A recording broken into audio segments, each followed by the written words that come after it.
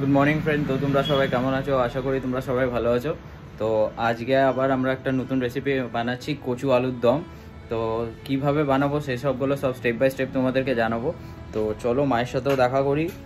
আর বন্ধুরা, তোমরা একটা জিনিস করছো না, তোমরা লাইক শেয়ার কমেন্ট করছো না। একটু কমেন্ট আর লাইক শেয়ার করে দিও, সাবস্ক্রাইব করে দিও চ্যানেলটাকে, তাহলে হেল্প হবে আমাদেরকে গ্রো করতে। তোমাদের জন্য এত ভালো করে রান্না করি আমরা, টেস্টি টেস্টি রান্না নিয়ে আসছি তোমাদের জন্য। তো একটুখানি গ্রো করতে হেল্প করে দাও। হ্যালো বন্ধুরা, গুড মর্নিং। তো আজকের রেসিপি হচ্ছে কচু আলুর দম।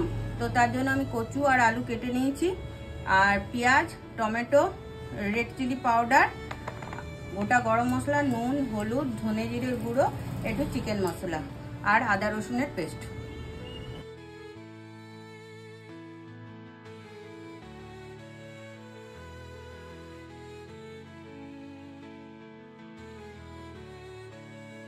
তো আমার তেলটা গরম হয়ে গেছে, এর মধ্যে আমি কচু আর আলুগুলোকে ভেজে নিচ্ছি। তো এর মধ্যে আমি হালকা নুন দিলাম ভাজার জন্য,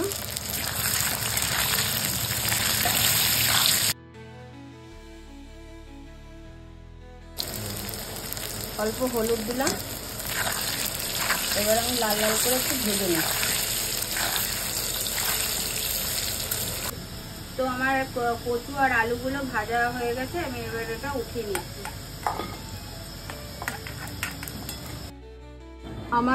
আমি ফোড়ন দিয়ে দিচ্ছি, ওটা এর মধ্যে দিয়ে দিচ্ছি। মধ্যে পেঁয়াজ দিয়ে দিচ্ছি। পেঁয়াজটা একটু হালকা ভাজা হয়ে গেলে আমি আদা, রসুন, কাঁচা লঙ্কা বাটাটা দিয়ে দেব। আদা, রসুন, কাঁচা লঙ্কা বাটাটা দিয়ে দিচ্ছি।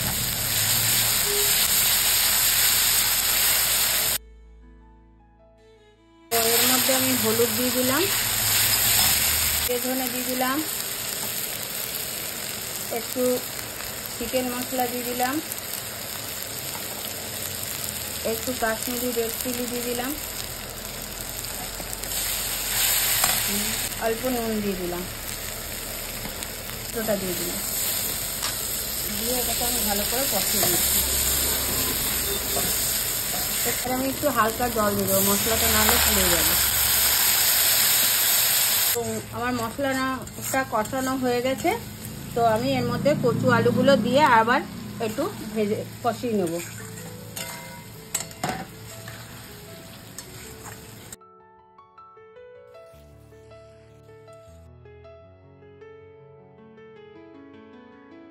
আমাদের তো কচু আলুর তরকারি, আলুর দম তৈরি হয়ে গেছে। তো আমি নামানোর আগে একটু গরম মশলা দিয়ে নামিয়ে দিচ্ছি।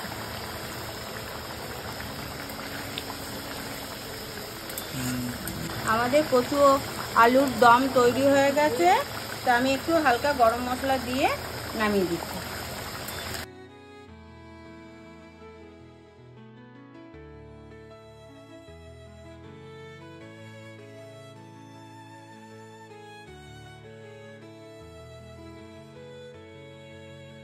তো বন্ধুরা, আমাদের কচু আলুর দম রেডি হয়ে গেছে। তো এরকমই আরও ভালো ভালো টেস্টি টেস্টি রান্না নিয়ে আসবো তোমাদের জন্য। তো আজকের রান্নাটা তোমাদের কেমন লাগলো সেটা কমেন্ট করে জানাবে, রেসিপিটা কেমন লাগলো।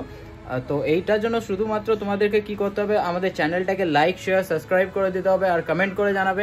আর তার সাথে সাথে আমাদের ইনস্টাগ্রামের প্রোফাইলটাকেও ফলো করে নিও, মমস পান্ডা কিচেন বলে আছে। তো চলো আজকের জন্য এতটাই। Thank you, Jai Shriram.